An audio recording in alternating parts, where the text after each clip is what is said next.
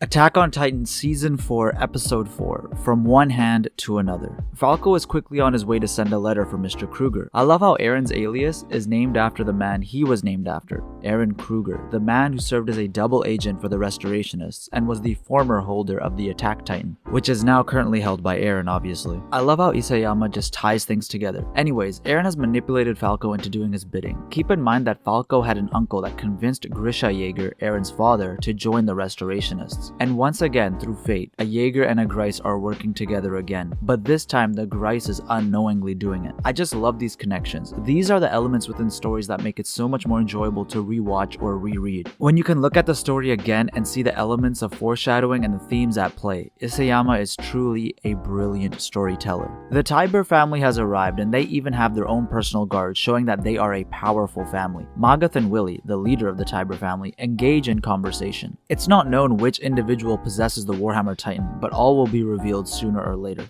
Magath is quick in his reply to Willy regarding who the Warhammer Titan is. Perhaps they're not even in the immediate vicinity, but Willy is quick to note that the Warhammer Titan is near. Willy talks about Helos, a hero from 100 years ago that killed the devil of all Earth, who, in Eldian mythology, was the creature that gave Ymir the power of the Titans. Willy states that Helos represents the spirit of Marley, to which Magath agrees and adds that just like the statue, Marleyan's spirit is hollow within. Even Magath has his doubts about the empire he serves. Magath is working to reinstate conscription so that regular Marleyans can know about the horrors of war. But he believes it may already be too late. The Tiber family controls Marley. They are the puppet masters. However, they are not warmongers. Warfare is but a result of Marley's own actions. Nevertheless, Willy still feels his family is responsible for the current state of Marley. The scene with Peek and Porco was hilarious. She's so used to her Titan form that walking upright just doesn't feel natural anymore. Reiner tries to give advice and information to his superior, but he's immediately looked down upon. Magath stares at a representative of this hollowed Marley, without any true spirit. If anything, Reiner should be the #1 person to go to for information about Parody, but the fact that he is Eldian is what causes his superior Marleyan officer to look down on him. The warriors look on while this disrespect happens, and Porco is the only one that can't help but showcase his frustration through his facial expression.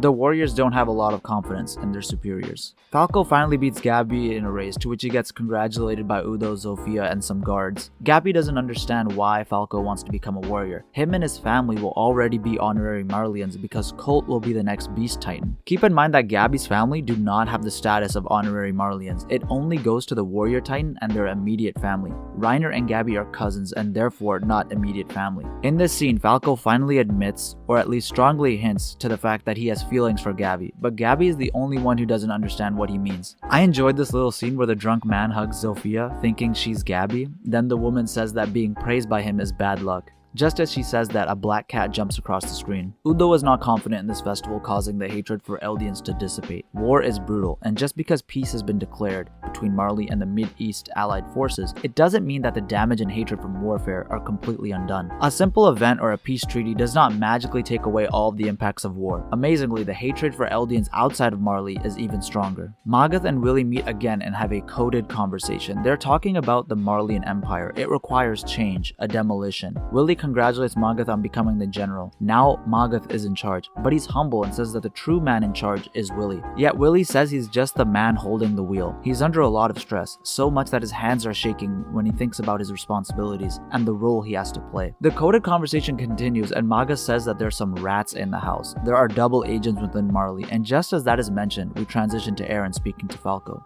The conversation starts with them talking about Gabi. It's part of Eren's plan to get Falco to open up to him, for them to connect. Their discussion about Falco's desire to become the warrior and save Gabi. And from that connection, Eren was able to manipulate him. At this point, Falco has sent a bunch of letters for Eren. It wasn't just that one time. And who's receiving these letters? Obviously Eren's comrades, the other rats within the house. Eren states that after the festival, he'll be going back home. A doctor approaches, which causes Falco to leave. Once again, fate controls everything. The man is Eren's grandfather. Eren is unfazed. He calmly introduces himself and gives nothing away. Mr. Jaeger makes it explicitly known to Eren that Falco's uncle was the leader of the Restorationists, and this serves to remind the viewer of this fact. Jaeger warns Eren to not cause all of Falco and Colt's efforts to be in vain by continuing to ask him for favors, and that he should just go home to his family to prevent himself from living with regret. Eren knows exactly how to respond, and he knows that Jaeger is just projecting his own regrets and insecurities onto him. We all have our own regrets and insecurities. That's why Eren asks if he has any regrets, just as some staff inside look out at the two on the bench. This little scene was constructed brilliantly. The shaking of the camera, the visuals, the music, the big inhales and cuts between Jaeger, the flashback, and Aaron calmly watching his grandfather. They all serve to present Jaeger's current state of mind. He's full of regret. If he wasn't so hard on Grisha to become a doctor, then perhaps Jaeger's daughter Faye wouldn't have died. It's interesting to see how the same mistakes repeat themselves, as Grisha was strict with Zeke, which caused Zeke to end up betraying his family and going against his father's wishes. 2 generations of Jaegers doing the exact opposite of what their fathers wanted them to do. I just find it funny how Aaron is just so chill while this is happening. A great actor. At this point, we learn that Jaeger is a patient and not a doctor, but his condition isn't as serious since we saw him outside of the hospital greeting Zeke when he arrived back. He probably just goes to the hospital every now and then. Udo makes a tremendous mistake by spilling wine on an important individual from abroad, but instead of getting reprimanded by the woman, she saves him from punishment. Think about how earlier in the episode Udo was talking about how much worse the hatred for Eldians is outside of Marley. I bet he never would have expected this to happen. She covers for him and pretends that she spilled the wine on herself. She's an Easterner from Hizuru. Perhaps there's some hope for the perspective towards Eldians to change. Willie is full of charisma and loved by his peers, even though he's an Eldian. He's the perfect spokesperson for the festival. Going back to how wounds from war cannot be healed quickly after peace is declared, even the initial speaker makes a tremendous mistake by saying yesterday's enemy is today's enemy instead of today's friend. And the audience is reminded of how it was like when they were enemies. Nobody even raises a glass when he says to toast. Willie, being his astute self, quickly intervenes and prevents the bald fat man from speaking anymore and takes charge of speaking. His way of saying it was a joke to quickly put the audience at ease was brilliant and saved any awkwardness that would have arisen had he just reprimanded the speaker and told him to go away. He tells the audience that he will reveal the solution to the Eldian problem tomorrow in his first ever theater production. The festival begins and the kids begin feasting, much to the dismay of Reiner's wallet. He really is a big brother to all of them, and even though he's at a loss for words because of the hit his wallet has taken, he can't help but smile as he looks at Gabby enjoying herself. I've gone from hating this character to having sympathy for him. I never thought this would be possible. And I'm not lying when I say it felt good to see Reiner smile, even if it was just a little. Gabby has hope for the future. We'll have to wait to find out what the future holds. A post-credit scene, and man, is it one of the most hype moments in the anime. The reunion of Eren and Reiner. Falco has been fully manipulated and lured Reiner into a basement to meet up with who he thought was Reiner's old friend, Mr. Kruger. Now the fated reunion has happened. This is the last person Reiner would ever want to see again, but one cannot escape the chains of fate. In the teaser for the next episode, it's revealed that Eren thinks Reiner and him are the same.